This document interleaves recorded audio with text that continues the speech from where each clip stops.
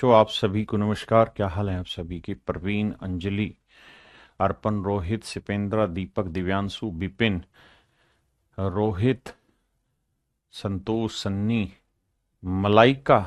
अरे वाह भाई, जय हिंद मेरे प्यारे बच्चों। मेरे प्यारे बच्चों, आप सभी को नमस्कार। आप सभी का मेरा स्वागत है मेरी क्लास में। मेरे नन्हे मुन्ने बच्चों, आइए पढ़ते हैं आगे। जी जी, आप वेस्ट बंगाल से, आपका स्वागत है। तो आइए मेरे दोस्तों, बिना किसी इधर उधर की बात सीधा करते हैं पढ़ाई की शुरुआत। आइए मेरे बच्चे, आइए मेरे दोस्तों, टाइप ई की बात कर रहे हैं। टाइप ई की क्या कहानी है, ध्यान से देखिए। टाइप ई में एक खास चीज होगी, और वो ये, एक शब्द आपने सुना होगा, कंपैरिजन। एक शब्द आपने मेरे प्यारे बच्चों सुना होगा, कंपैरिजन। कंपैरिजन को हिंदी में कहते हैं तुलना। क्या कहते हैं? तुलना। एक कंपेयर शब्द से बना हुआ है। कंपेयर को बोलते हैं तुलना करना।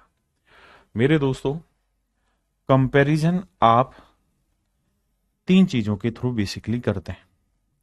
सबसे पहला है परसेंटेज, प्रतिशत के थ्रू। दूसरा आप कंपैरिजन करते हैं रेशियो के थ्रू।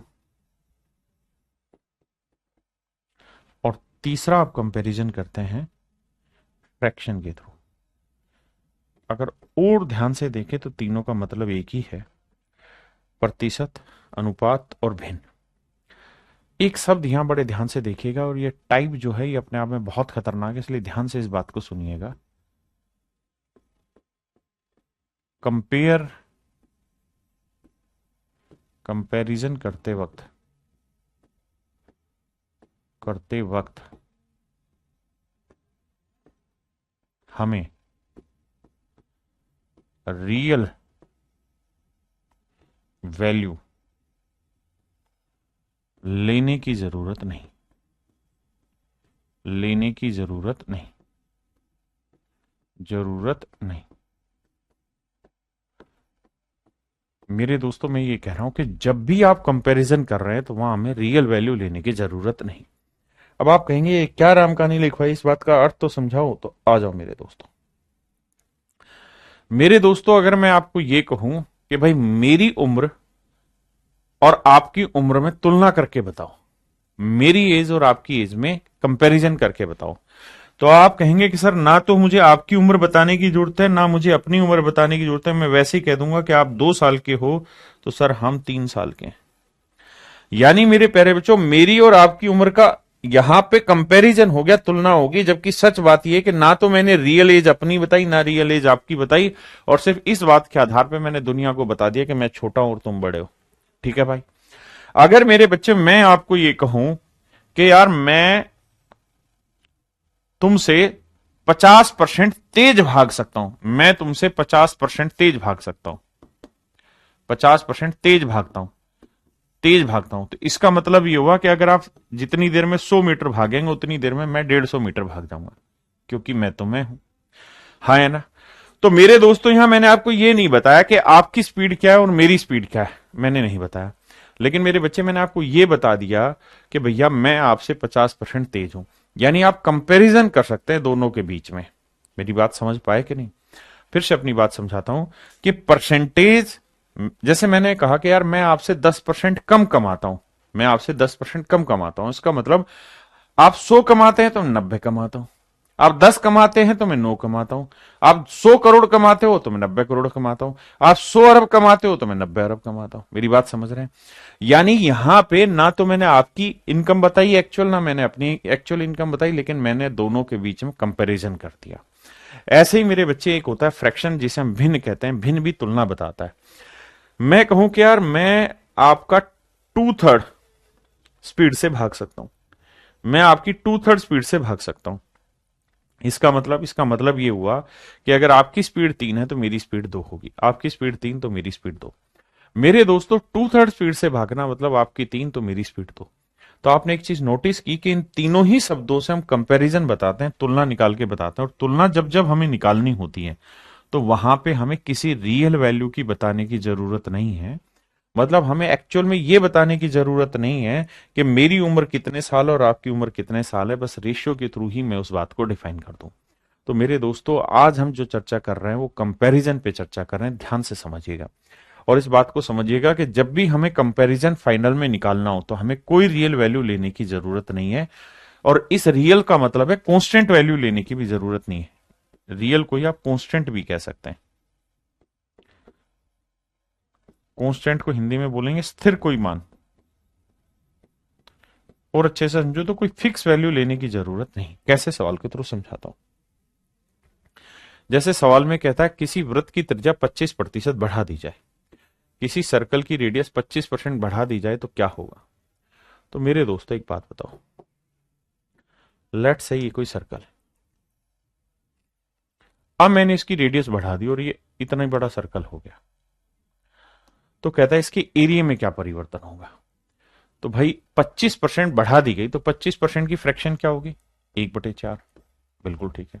मतलब अगर पहले वाले की रेडियस 4 थी तो इसकी रेडियस 1 बढ़ गई, 25% मतलब 4 का 25% 1 बढ़ गई, तो अब रेडियस कितनी हो गई, 5। तो मैं पूछ रहा हूं कि इसके एरिया में क्या चेंज होगा। तो आप कहेंगे देखो सर, एरिया होता है पाई आर स्क्वायर, इसकी रेडियस कैपिटल आर हो गई तो मान लो पाई आर स्क्वायर, ये मान लो स्मॉल आर थी, ये बढ़ाने के बाद कैपिटल आर हो गई, तो यही तो एरिया होगा। हाँ जी, जरा चेक करते हैं आओ। भाई आर की वैल्यू 4 है तो 4 का वर्ग 16 पाई, पाई तो गुना था। भाई आर की वैल्यू यहां 5 है तो 5 का वर्ग 25 पाई। बिल्कुल ठीक है। अब सर एक मोटी बात समझना, क्या कि जब हम तुलना कर रहे हैं ना तो हमें इस पाई की जरूरत है ही नहीं। अगर आप इसे नहीं भी काटेंगे तो आप यही तो कहेंगे कि भाई 16 पाई से 25 पाई हो गया तो 9 पाई बढ़ गया, तो यानी सर 9 पाई इंक्रीज हो गया है किस पे, 16 पाई पे। तो कितना परसेंटेज, तो पाई से पाई गया, 1/16 कितना होता है सर, 6 सही 1/4%। तो 9/16 क्या होगा, 9×6 = 54, तो ये हुआ, और सर 9/4 ये हो गया, तो यह 2 सही 1/4, तो 54 और 2 56 सही 1/4%। यानी कुल मिला के 56 सही 1/4% इंक्रीज हो गया। अब मैं कहना क्या चाहता हूं उस बात पे फोकस करिए। मैं आपको मेरे दोस्त कहना ये चाह रहा हूं कि सच मायने में हमें इसकी जरूरत थी ही नहीं, ये तो फिक्स है। भाई सर्कल छोटा है तब भी पाई की वैल्यू 22/7 ही लिया आपने, बड़ा लोगे तब भी पाई की वैल्यू 22/7 है, यानी ये तो फिक्स है हर एक केस में। और मैं यही कह रहा हूं कि अगर सवाल के आखिर में परसेंटेज पूछा है, फ्रैक्शन पूछी है, रेशियो पूछा है, यानी कंपैरिजन पूछा है, तो वहां आपको रियल वैल्यू लेने की जरूरत नहीं है, कांस्टेंट या फिक्स वैल्यू लेने की जरूरत नहीं, उसके बिना भी आपका आंसर निकलेगा। तो अगर आप मेरे बच्चे हैं तो आपको सिंपल ये लिखना था कि भाई सर्कल का एरिया आर स्क्वायर होता है, कब, जब हमें कंपैरिजन निकालना हो। तो अगर सर्कल का एरिया आर स्क्वायर होता है तो 4 का वर्ग 16 और अब रेडियस 5 होगी तो 5 का वर्ग 25, तो इंक्रीज हो गया 9, 9 का इंक्रीज 16 पे, तो कितना आंसर। क्लियर है, 2-3 सवालों के थ्रू समझ आएगा। कहता है जी रेक्टेंगल की जो लेंथ है वो 37.5% बढ़ गई, आयत की लंबाई 37.5% बढ़ गई। तो मेरे बच्चों ये बताओ, लेंथ 37.5% बढ़ी तो 37.5% की फ्रैक्शन क्या होगी। आप कहेंगे सर 3/8। देखिए आप बहुत बड़े ढक्कन है अगर आप पढ़ के नहीं आएंगे तो फ्रैक्शन को। मतलब अगर लेंथ पहले 8 थी तो अब 37.5% यानी 3 बढ़ गई, पहले पहले और अब। पहले 8 थी तो अब हो गई 3।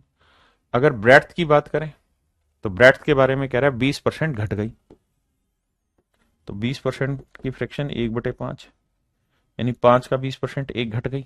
तो ब्रेड्थ पहले 5 यूनिट थी तो अब 1 घट के कितनी हो गई, 4।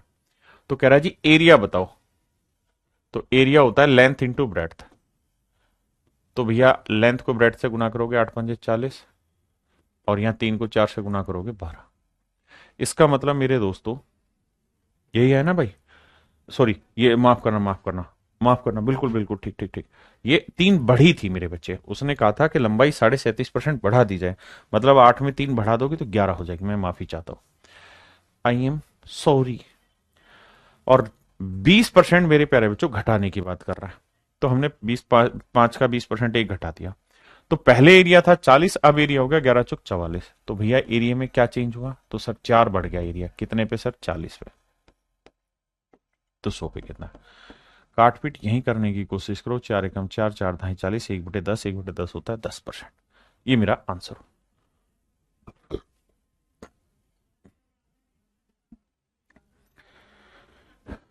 कहता है किसी वर्ग की भुजाएं 40% बढ़ जाती है।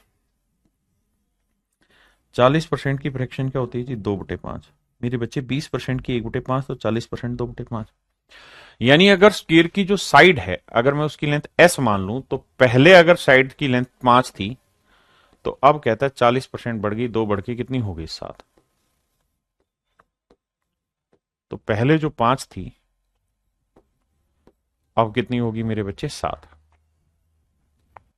पहले 5 थी तो अब हो गई मेरे प्यारे बच्चों 7।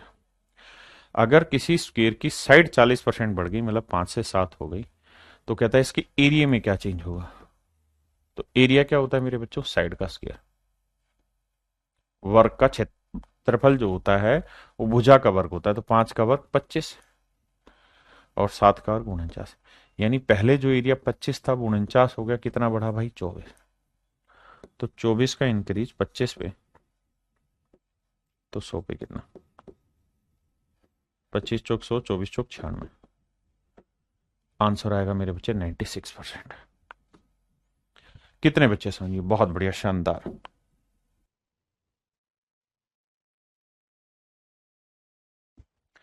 किसी लंबवर्तीय बेलन की आधार त्रिज्या 40% बढ़ा दी जाए और इसकी ऊंचाई 37.5% घटा दी जाए। देखो मेरे बच्चे, हमें ये समझना होगा कि बेस रेडियस 40% बढ़ा दें तो 40% की फ्रैक्शन क्या हो गई जी? 2/5।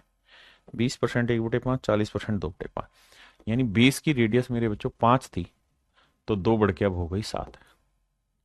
और कहता है कि इसकी हाइट 37.5% घटा दें, तो 37.5% की फ्रैक्शन 3/8। यानी हाइट अगर इसकी 8 थी, तो मेरे बच्चे 3 घट के कितनी हो गई? 5। हाँ जी। तो इसके वॉल्यूम में क्या चेंज होगा? तो वॉल्यूम होता है मेरे प्यारे बच्चों क्या? पाई आर स्क्वायर एच। जिन बच्चों को नहीं पता वो अभी छोड़ दो, इस फार्मूले को लिख लेना। जिनको पता है वो तो खुश हो जाएंगे। तो मेरे दोस्तों, वॉल्यूम होता है पाई आर स्क्वायर एच। और मैंने आपको ये बात समझाई कि जब भी आप कंपैरिजन निकाल रहे हैं, तो जो चीज कांस्टेंट रहती है, हर एक बार फिक्स रहती है, उसको हटा दो। तो पाई हटा दिया, तो आर स्क्वायर एच करेंगे तो आर की वैल्यू 5 का वर्ग 25 और एच की वैल्यू 8। 25 8 है 200। आर की वैल्यू 7 है, एच की वैल्यू 5, तो 7 का वर्ग 49 और एच की वैल्यू 5। क्योंकि भाई मुझे तो आर स्क्वायर इंटू एच करना है, तो 7 का वर्ग 49 गुना 5 करना है, तो यह आएगा 245। आपने कहा जी ठीक है, इसमें तो कोई दो राय नहीं है। तो मेरे बच्चे बताओ वॉल्यूम कितना बढ़ गया? तो सर 45 बढ़ गया वॉल्यूम। तो 45 बढ़ गया है मेरे भाई किस पे? 200 पे। तो 100 पे कितना भाई? 2 जीरो से 2 जीरो काटा, 2 से काटा 22.5। तो आंसर आया मेरे प्यारे बच्चों 22.5%। That is in option A.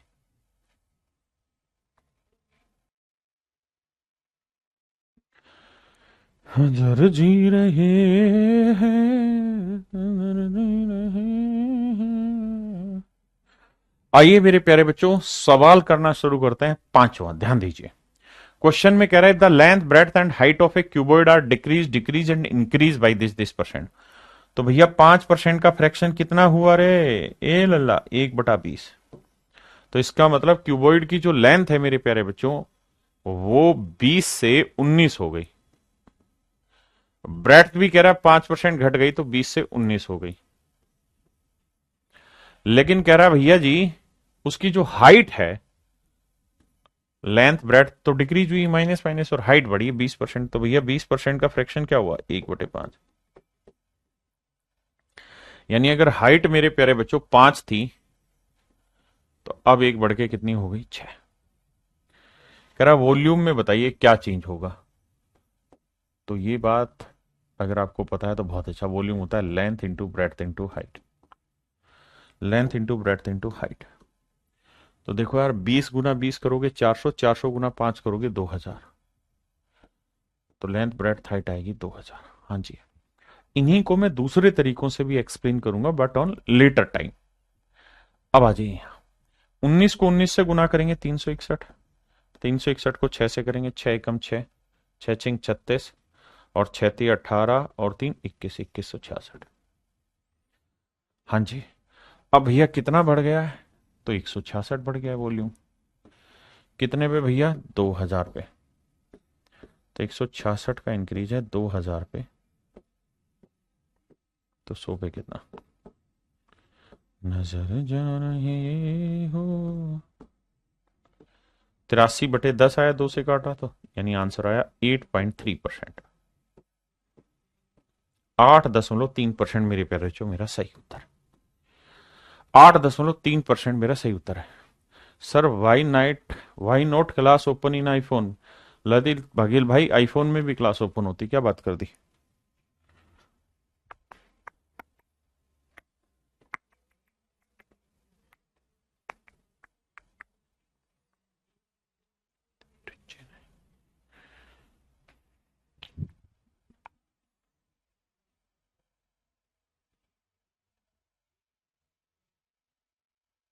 देखिए मेरे दोस्त, दो वैल्यूज है एक्स और वाई, और कह रहा है दोनों को 20-20% कम कर दिया,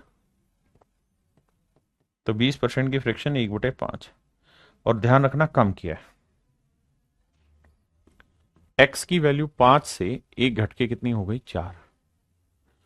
और वाई की वैल्यू भी मेरे दोस्तों 5 से एक घट के कितनी हो गई? 4। तो सवाल में कह रहा है कि x into y square, x into y square, इसकी कहानियां सेट करो। एक्स इंटू वाई स्क्र, ध्यान देना।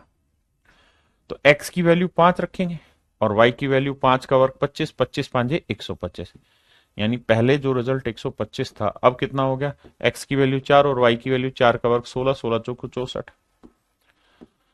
अब ध्यान से मेरी बात को सुनिएगा, मतलब पहले जो वैल्यू 125 थी अब 64 हो गई, कितने की कमी हो गई? 61 की। 61 की कमी 125 पे, तो 100 पे कितने? 25 चौक 100, 25 पांजे 125। अब देखो, 5 से काटेंगे, 5 12 60, और 5 दूनी 10, 4 से गुणा करोगे, 4 दूनी 8, 4 दूनी 8, 4 एकम 4, 48.8%। दैट इज इन ऑप्शन सी।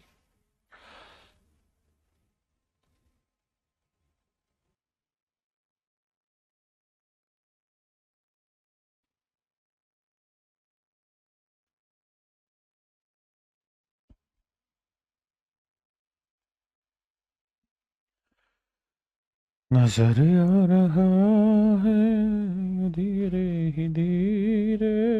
मेरे प्यारे बच्चों आइए, सवाल में कह रहा है the population of A town is 1,89,000। किसी शहर की जनसंख्या 1,89,000। 4/9 ऑफ देम आर मेल्स, उसमें से 4/9 भाग पुरुष है। ध्यान देना, 4/9 ऑफ देम, देम का मतलब टोटल पॉपुलेशन का 4/9 भाग पुरुष है। 4/9 लोग पुरुष है कुल जनसंख्या का, बाकी महिलाएं हैं। कहता 50% मेल आर मैरिड, 50% पुरुषों ने ब्याह कर रखा है, मतलब शादी हो रखी है। अब सवाल पे कुछ डिटेल्स इंफॉर्मेशन आपसे चाह रहा है, आइए बात करते हैं। मेरे बच्चों सबसे पहला काम ये देखा करो कि हमसे पूछा क्या है। अगर हमसे परसेंटेज पूछा हुआ है, फ्रैक्शन पूछा हुआ है, रेशियो पूछा हुआ है, तो इसका मतलब कंपैरिजन पूछा हुआ है। और कंपैरिजन जब जब पूछा हो, there is no need of real, real value की जरूरत नहीं, फिक्स वैल्यू की जरूरत नहीं, कांस्टेंट वैल्यू की जरूरत नहीं, इन सारी चीजों की जरूरत ही नहीं होती आपको। So you can just simply ignore them. Okay, आओ जी, नजर आ रही है। देखिए मेरे दोस्त, कह रहा था population of A town is 1,89,000। किसी शहर की जनसंख्या 1,89,000 है। 4/9 ऑफ देम आर मेल, मतलब कुल जनसंख्या का 4/9 भाग पुरुष है। तो कुल जनसंख्या का 4/9 भाग, मतलब अगर टोटल पॉपुलेशन 9 है, कुल जनसंख्या टोटल पॉपुलेशन अगर ये 9 है मेरे प्यारे बच्चों, अगर कुल जनसंख्या 9 है, अगर मेरे प्यारे बच्चों कुल जनसंख्या 9 है, कुल जनसंख्या 9 है, मेरे दोस्तों ध्यान देना, अगर कुल जनसंख्या 9 है तो कह रहा है उसमें 4 भाग पुरुष है। 4 आर मेल, यानी अगर मेल की बात करें, पुरुषों की बात करें तो 4 पुरुष हैं, यानी 9 लोगों में से 4 पुरुष हैं, तो महिलाओं की संख्या तो ज्यादा है भैया। तो 9 में से 4 घटाया 5, क्या हो गई? फीमेल। अगर 9 लोग हैं तो उसमें से 4 मेल हैं, बाकी 5 फीमेल है। ठीक है जी। अब अगली लाइन में कह रहा है कि भैया इसमें कुछ शादीशुदा भी हैं, और शादीशुदा की बात कर रहा है कि भाई 50% लोग शादीशुदा है, 50% ऑफ द पॉपुलेशन, नहीं 50% मेल्स आर मैरिड, 50% पुरुष शादीशुदा है। तो मेरे दोस्तों 4 पुरुष हैं, 4 का 50% 2 शादीशुदा है।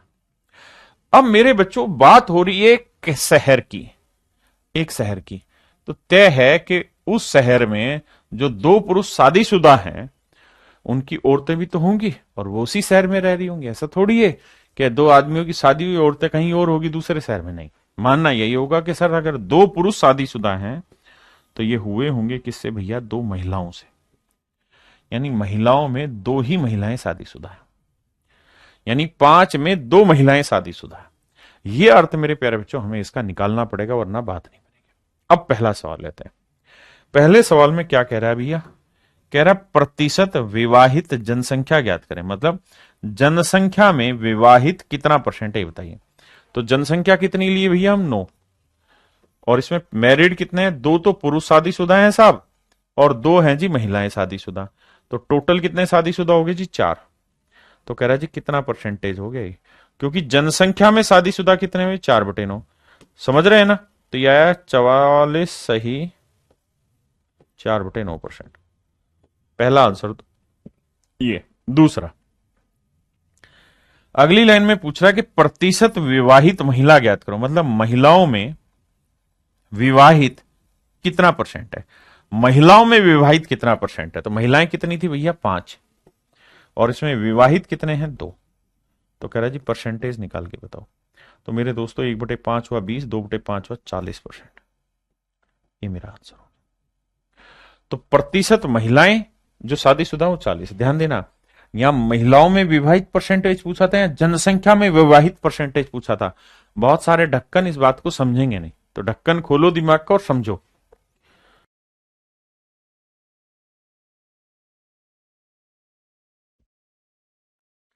देखिए दोस्त, सवाल में कह रहा है एक व्यक्ति अपनी आय का 60% खर्च करता है। देखो भैया, ये है उसकी इनकम, ये है उसका एक्सपेंडिचर,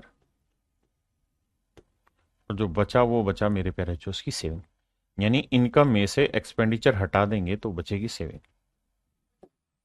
सवाल में कह रहा है कि भैया 60% खर्च करता है, तो 60% की फ्रैक्शन क्या हो गई जी? 3/5।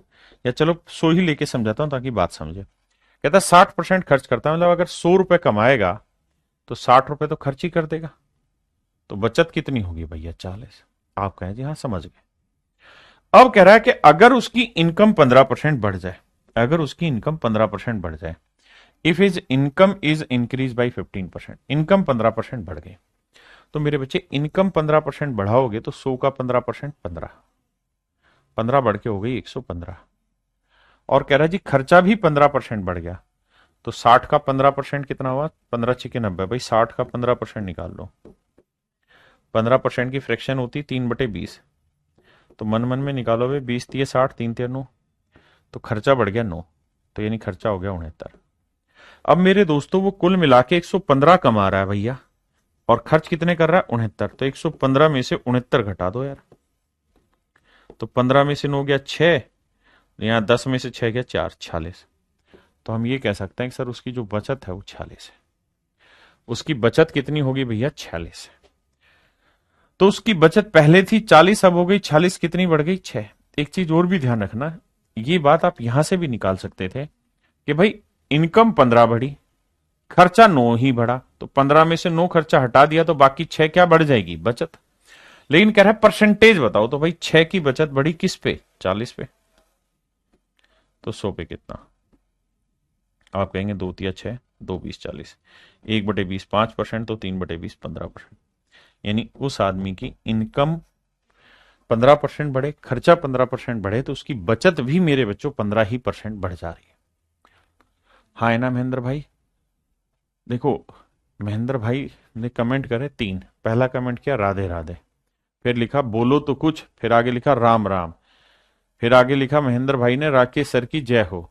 अरे मेरे महेंद्र भाई, मान जा, धरती पे टिक जा, पढ़ ले। अगर आप इस बात पे विश्वास करते हैं कि मैं आपके कमेंट पढ़ूं और आपको एंटरटेनमेंट दूं, तो मेरे बच्चे उससे आपका सिलेक्शन नहीं होगा। ये बात ध्यान रखना। सिलेक्शन के लिए कमेंट जरूरी नहीं है। आपके डाउट होंगे वो मैं जरूर पिक करूंगा जो कर रहा हूं। दूसरा, मैं पढ़ाते हुए मैं रजनीकांत तो हूं नहीं कि यूं यूं लिखता रहूं, यूं लिखता रहूं, तुम्हारी तरह देखता रहूं, यूं यूं करता रहूं। ऐसा तो हो नहीं सकता भाई, हूं तो आदमी है। तो फिर मैं इधर देख रहा हूं, इधर लिख रहा हूं, तो इधर ही देख रहा हूं यार। तो समझा करो भाई थोड़ा।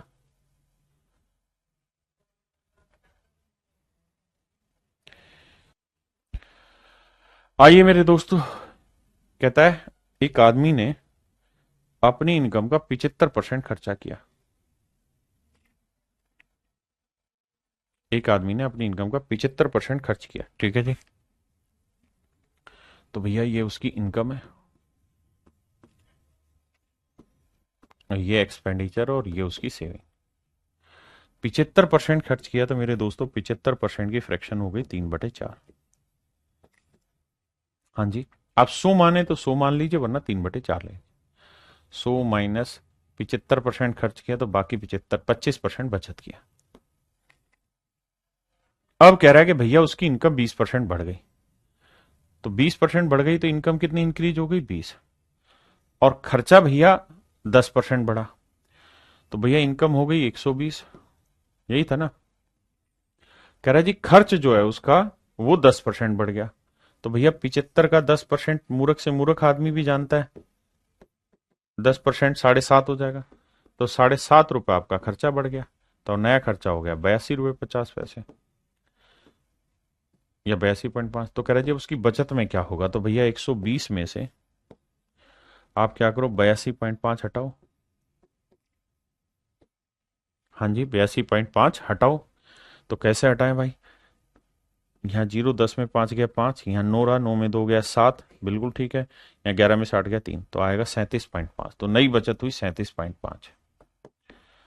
ये तो है मेरे भाई मूर्ख बच्चे के काम। जो समझदार है वो ये देखेगा कि भैया इनकम बढ़ गई 20 रुपए, समझो 20 रुपए, और उसमें से खर्चा केवल 7.5 ही एक्स्ट्रा होने लगा। तो 20 में से 7.5 हटा देंगे तो बचा कितना? 12.5। तो इसका मतलब सेविंग 12.5 बढ़ गई। हम सीधा ही निकाल लेते, हमें इन चीजों की जरूरत ही नहीं थी। अब कह रहा है कि बचत में प्रतिशत वृद्धि बताओ। तो भाई 12.5% की वृद्धि हुई है, और पहले बचत कितनी थी? 25। तो कह रहा है परसेंटेज बताओ। आप जानते हैं 12.5 का डबल होता है 25, तो 1/2 होता है 50%। तो option D is your right answer.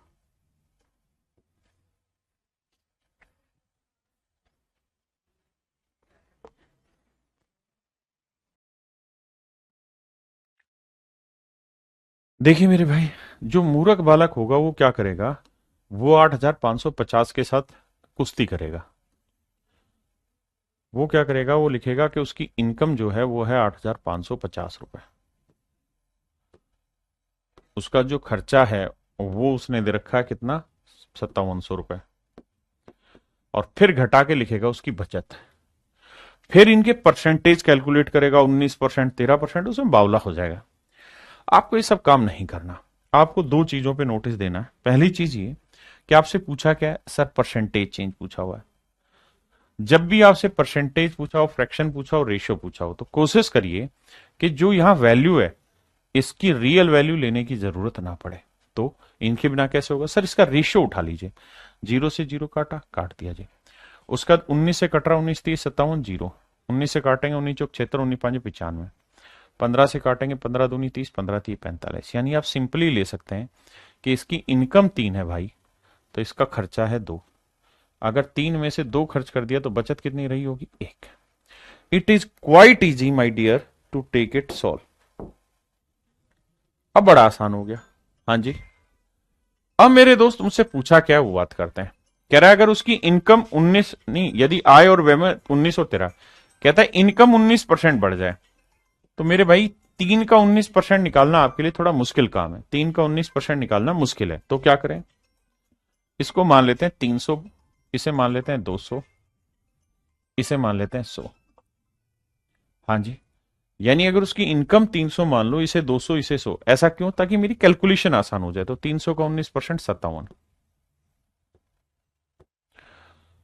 और खर्चा कितना बढ़ जाए जी? 13%। तो 200 का 13% 26। अब मेरे बच्चे एक बात बताओ, अगर उसकी इनकम जो है वो 57 यूनिट बढ़ चुकी है और खर्चा मात्र 26 यूनिट बढ़ा है, तो भैया कितनी इनकम ज्यादा बढ़ी? तो 57 में से 26 घटा दोगे तो ये आएगा 21। तो इसका मतलब ये हुआ कि उसकी जो बचत है वो मेरे बच्चों 21 यूनिट बढ़ जाएगी। बचत जो है मेरे प्यारे बच्चों कितनी बढ़ जाएगी? 21 यूनिट बढ़ जाएगी। तो कह रहा है बचत में प्रतिशत परिवर्तन ज्ञात करो। तो मेरे बच्चे 21 ही आया ना, 21 या साथ में चलिए 31 आया, 5 में 2 गया 3, 31, माफ करिए 31। तो बचत बढ़ेगी 31। तो 31 का इंक्रीज हुआ सेविंग में किस पे? 100 पे। तो परसेंटेज बताइए कितना?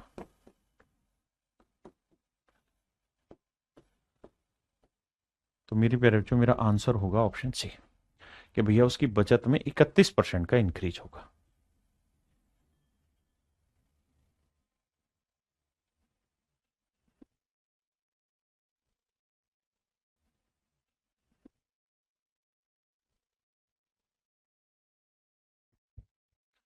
कह रहे जी एक आदमी की इनकम 13,500 रुपये और खर्चा 9,000।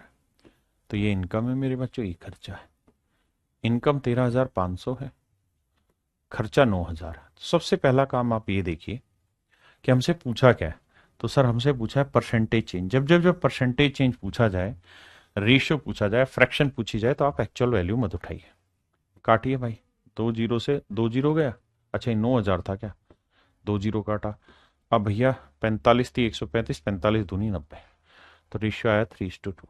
मतलब इनकम 3 है तो खर्चा 2, तो बचत कितनी हुई भाई? 1। 300, 200, 100। किसी भाई ने कोई लोड लगा थे? नहीं। अब लड़ाई आगे लड़ते। अब मेरे प्यारे बच्चों आ गया है, अगर उसकी इनकम 13% बढ़ जाए तो 300 का 13% 39, और उसका खर्चा मेरे भाई 9% बढ़ जाए तो 18। तो कह रहा फिर उसकी बचत में प्रतिशत परिवर्तन बताइए। तो आप ये देखो यार, 39 इनकम बढ़ी, खर्चा 18 ही एक्स्ट्रा गया, तो बचत कितनी एक्स्ट्रा हो गई? मतलब इनकम कितनी एक्स्ट्रा रह गई? 21। तो जो 21 एक्स्ट्रा रही है वो बचत। और आप ये बात जानते हैं कि 100 पे कोई चीज ही तो परसेंटेज कहलाता है। तो आंसर होगा मेरे दोस्तों 21%।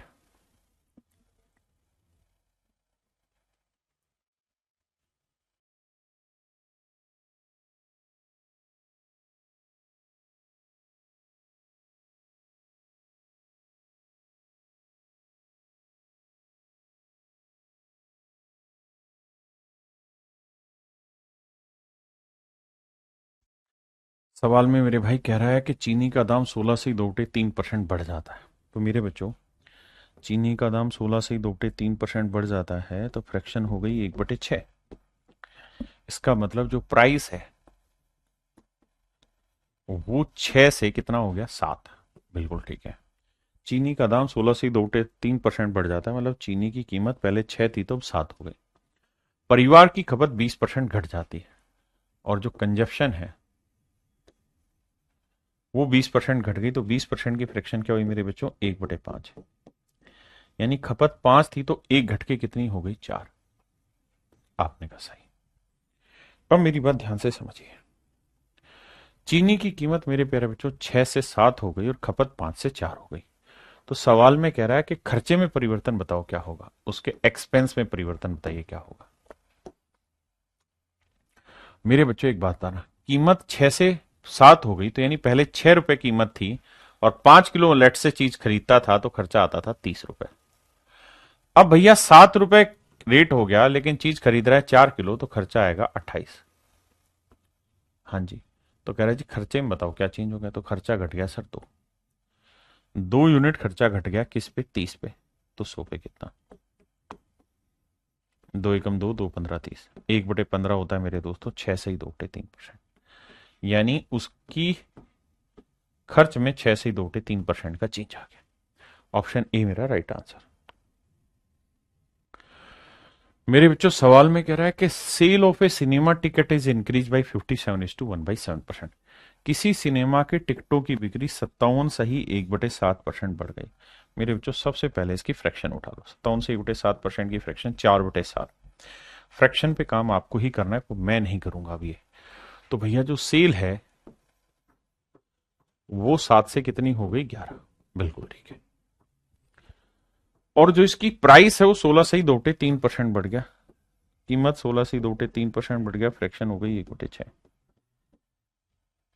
प्राइस अगर उसका 6 था तो एक बढ़ के कितना हो गया, 7। तो कहता है उसकी रेवेन्यू में फर्क बताओ क्या हुआ, यानी आय में फर्क बताओ क्या हुआ। तो मेरे दोस्त आप ऐसे समझिए इस बात को कि सर अगर 7 टिकटें बिकती थी और एक टिकट 6 रुपए की थी तो उसकी आय हो गई 42। और अगर उसकी 11 टिकटें बिक रही और एक टिकट 7 की है तो उसकी इनकम हो गई 77। सर बिल्कुल ठीक है। यानी जो रिवेन्यू 42 थी अब वो 77 हो गई। किसी भाई ने कोई लोड लगा थे नहीं। तो मेरे बच्चों उसकी रिवेन्यू कितनी बदल गई, सर 35 बढ़ गई उसकी रिवेन्यू। तो 35 का इंक्रीज आ गया मेरे प्यारे बच्चों किस पे, 42 पे। तो 100 पे कितना, तो 7×5 = 35, 7×6 = 42, 5/6। अब 5/6 को हम लिख सकते हैं 1 - 1/6। तो एक होगा 100% और 1/6 होगा 16 सही 2/3%। And finally you will get answer 83 सही 1/3%। ये मेरे नन्हे मुन्ने बच्चों मेरा सही आंसर होगा option D. Option D is your correct answer.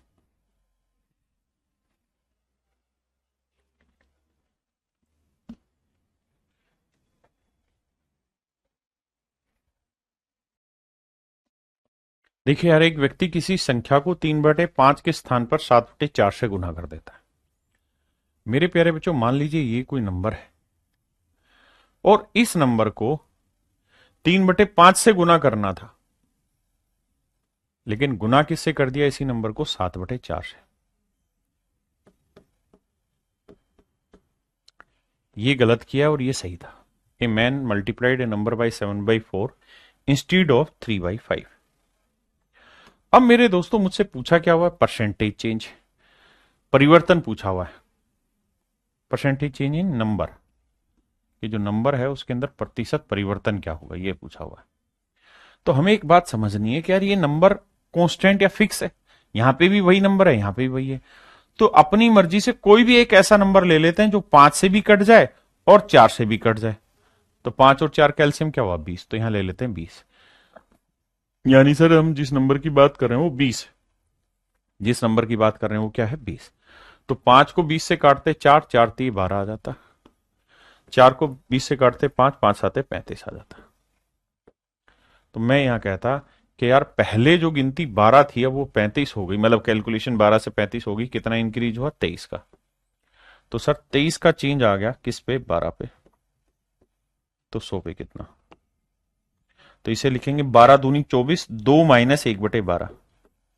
तो देखो 12 दूनी 24, 2 - 1/12। 2 का मतलब 200%। और भाई 1/12 का मतलब 8 सही 1/3%। 200 में से 8 घटाएंगे मेरे भाई, क्या बचेगा, 191 सही कहीं है, ये रहा। 191 सही 2/3% मेरा राइट आंसर हो।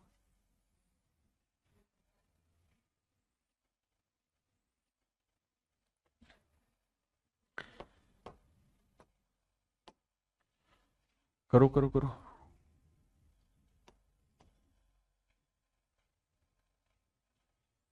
देखो यार सवाल में कह रहा है कि एक नंबर को 5/3 से मल्टीप्लाई करना, लेकिन गलती से इसे मल्टीप्लाई कर दिया 3/5 से। तो बताओ रिजल्ट में क्या कहानी, ये सही था ये गलत है। तो नंबर ऐसा मान लेते हैं जो 5 से भी कट जाए और 3 से, तो 15। 3 5 15, 5 5 25, यानी कैलकुलेशन आ गई 25। मतलब आनी चाहिए थी 25 और आई कितनी भैया, 5 थी 15, 9।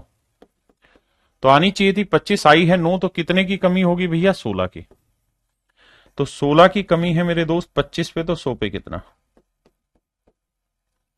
तो आंसर होगा मेरे दोस्त 64%। देखना भाई 16 की कमी यही है ना, तो इसके ऑप्शन में मिस्टेक है। Just make a correction in the option. and everything is okay.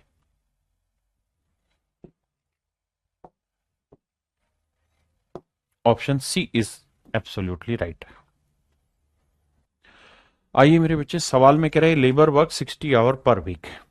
एक लेबर है और वो जो टाइम इन्वेस्ट कर रहा है मेरे भाई, टाइम पर वीक जो इन्वेस्ट कर रहा है काम करने में, वो कर रहा है 60 आवर पर वीक। एक सप्ते में 60 घंटे इन्वेस्ट करता है और उसकी जो मजदूरी है, मजदूरी जो है मेरे भाई वो है 2400 रुपए। मजदूरी है 2400 रुपए, बिल्कुल ठीक है। तो इसका मतलब उसे पर घंटे मजदूरी मिलती होगी, पर आवर।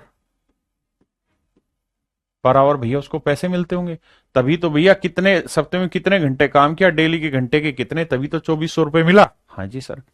तो अगर थोड़ा सा दिमाग दौड़ाओगे तो सोचो कि 2400 घंटे की कमाई उसने कर ली है कितने दिन में, ना कितने घंटे में, 60 घंटे में। हाँ जी।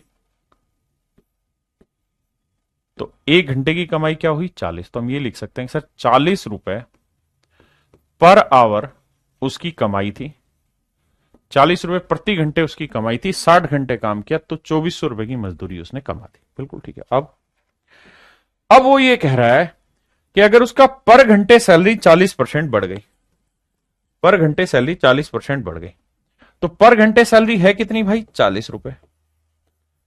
और अब कह रहा है इसके अंदर 40% इंक्रीज हो गया, per day per hour salary जो है increase by 40%, per hour wages. तो अगर पर आवर वेजेस 40% इंक्रीज हुआ तो 40% की फ्रैक्शन क्या हुई दोस्त, 2/5। तो 5×8 = 40, 8×2 = 16। तो यानी अब उसकी पर आवर वेजेस 16 रुपए बढ़ गई। तो पहले 40 रुपए था, अब 16 रुपए बढ़ गया भैया। तो अब हम कह देंगे कि पर आवर वेजेस 56 रुपए प्रति घंटा होगा। बिल्कुल ठीक है। और कह रहा है कार्य करने का जो समय है वो 16 से 2/3% घट गया। तो 16 से 2/3% की फ्रैक्शन 1/6। किसका, 60 का। तो 60 का 1/6 निकालोगे क्या आएगा भाई, तो ये आएगा सर 10 घंटे।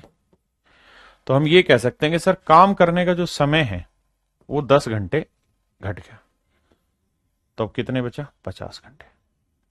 तो मेरे नन्हे मुन्ने प्यारे बच्चों, हम ये कह सकते हैं कि 50 घंटे वो काम करेगा और हर घंटे की दिहाड़ी मिलेगी 56 रुपए। तो पूरे सप्ते की मजदूरी कितनी हो जाएगी, गुना करेंगे सर, तो ये आ जाएगी 56 का आधा कितना हो, 2800 रुपए। गुना करेंगे ना, 50 × 56। हाँ जी। तो यानी कुल मिला के 2800 रुपए मेरे प्यारे बच्चों उसकी मजदूरी हो गई। तो पहले मजदूरी कितनी थी, 2400। अब मजदूरी कितनी हो गई, 2800। कितनी बढ़ गई भाई, 400। तो 400 रुपए मजदूरी बढ़ी है कितने पे मेरे दोस्त, 2800 पे या 2400 पे, 2400 पे। तो कह रहा कितना परसेंटेज इंक्रीज हुआ, 4 एकम 4, 4 6 24, 1/6 मतलब 16 से 2/3%। यानी उसकी मजदूरी की जो लागत, मजदूरी में जो इंक्रीजमेंट है वो 16 से 2/3% है। आप कहेंगे सर बात सही है, बात सही है, कुछ और बात बताओ। आओ मेरे दोस्त कुछ और बात करें। सर एक चीज आपने कही थी कि भाई अगर सवाल के आखिर में उसने कंपैरिजन पूछा हो, परसेंटेज पूछा हो, फ्रैक्शन पूछा हो, तो there is no need to take real values. तो हमें रियल वैल्यू लेने की जरूरत नहीं। बिल्कुल सही बात है सर, इसमें कोई दो राय नहीं है कि हमें उस केस में रियल वैल्यू लेने की जरूरत नहीं। तो क्या करें, तो क्या करें सर, तो मेरे प्यारे बच्चों एक तरीका है। क्या, कि भाई ये बताओ कि प्रति घंटे उसकी जो मजदूरी है वो कितनी बढ़ रही है, 40%। बिल्कुल ठीक है सर। अगर 40% उसकी पर घंटे मजदूरी बढ़ रही है तो 40% की फ्रैक्शन 2/5। इसका मतलब उसकी मजदूरी पर घंटे पहले 5 रुपए होती थी, तो अब 2 बढ़ के कितनी हो गई, 7 रुपए। यानी यूं कह सकते हैं कि 7 रुपए घंटे अब मजदूरी होगी, पहले 5 रुपए घंटे मजदूरी होती थी। और कार्य का जो समय है वो 16 से 2/3% घट गया। कार्य करने का समय 16 से 2/3% यानी 1/6 कम हो गया। मतलब अगर वो पहले 6 घंटे काम करता था तो अब 1 घंटे कम 5 घंटे हो गया। हाँ जी। तो मेरे बच्चों एक बात बताओ, अगर वो डेली 6 घंटे काम करेगा तो 5 रुपए के हिसाब से कितनी मजदूरी बनेगी, 30। और अब अगर वो 5 घंटे काम करेगा तो 7 रुपए के हिसाब से मजदूरी कितनी बनेगी? 35। तो मजदूरी में कितना इंक्रीज हो गया? 5 का। तो 5 का इंक्रीज हुआ 30 पे, तो 100 पे कितना? 5 एकम 5, 5 इंक 30, 16 सही 2/3%। मजदूरी में 16 सही 2/3% का इंक्रीज हो गया। क्या किसी भाई को दिक्कत है? जल्दी से बताइए। लेकिन मेरे प्यारे बच्चों, ये तरीका गलत है, ये तरीका गलत है। आंसर इस तरीके से सेम आ रहा है, लेकिन तरीका गलत है। तरीके में गलती क्या हो, ध्यान से समझिए। पीछे भी एक सवाल आया, जैसे मान लीजिए मैंने एक सवाल दिया आपको, बड़े ध्यान से मेरी बात समझना, कि यार एक आदमी है और वो अपनी इनकम का, बड़े ध्यान से समझना, वो अपनी इनकम का, उसकी इनकम 15% बढ़ जाती है, इनकम 15% बढ़ जाती है, खर्चा भी 15% बढ़ जाता है। और मेरे प्यारे बच्चों, तो बताओ उसकी सेविंग में क्या चेंज होगा? बढ़ेगी, घटेगी, क्या होगा और कितना परसेंटेज चेंज होगा? तो अगर आप इसी तर्ज पे काम करेंगे तो आप ये कह देंगे कि इनकम 15% बढ़ गई, तो 15% का मतलब 3/20, यानी इनकम 20 थी तो 3 बढ़ के कितनी हो गई? 23। और खर्चा भी 15% बढ़ गया, तो 15% तो यानी 20 से कितना हो गया? 23। तो भैया 20 ही कमा रहे थे, 20 ही खर्च कर रहे थे, तो बचत 0 थी। अब 23 ही कमाया, 23 ही खर्च किया, तो बचत 0 हो गई। ऐसे तो आप निकाल ही नहीं पाएंगे। मेरे प्यारे बच्चों, मेन चीज पता है क्या है? मेन चीज है ये इनिशियल रेशियो मेंटेन करना। आपको याद होगा ये सवाल जब कराया था तो उसमें लिखा हुआ था कि एक आदमी अपनी इनकम का 20% खर्च करता है। तो 20% की फ्रैक्शन आप लेते 1/5, या यूं कहते हैं कि भाई 100 रुपए कमा रहा है तो 20 खर्च कर रहा है ना, 80% था कि 80% खर्च कर रहा है। तो 80% यानी 80 का खर्चा कर रहा है, तो बचत कर रहा है 20 की। हाँ जी, यानी ये रेशियो जरूरी था। अगर आप इस रेशियो को भूल जाएंगे तो नहीं होगा। अब 15% इसका निकाले, 15% इसका निकाले, तो आपका आंसर सही आएगा। मैं फिर से अपनी बात समझाता हूं। मैं आपको यह कहना चाह रहा हूं कि जो उसने बेसिक आइडेंटिटी दी है ना, उसको इग्नोर मत कर देना सवाल में, उसको रखना जरूरी है। जैसे इस सवाल की अगर हम बात करें तो इस सवाल की बेसिक आइडेंटिटी क्या थी? कि भाई 60 घंटे हर वीक काम कर रहा है, बिल्कुल ठीक है, 60 घंटे काम कर रहा है और 2400 रुपए उसकी मजदूरी आ रही है पूरे सप्ते की। तो यहां से अगर आप काटोगे तो आप देखोगे 60 × 40, 60 × 40, 2400 रुपए आया। मेरी बात समझ रहे हो कि नहीं समझ रहे हो? 60 × 40 क्या आया? 2400।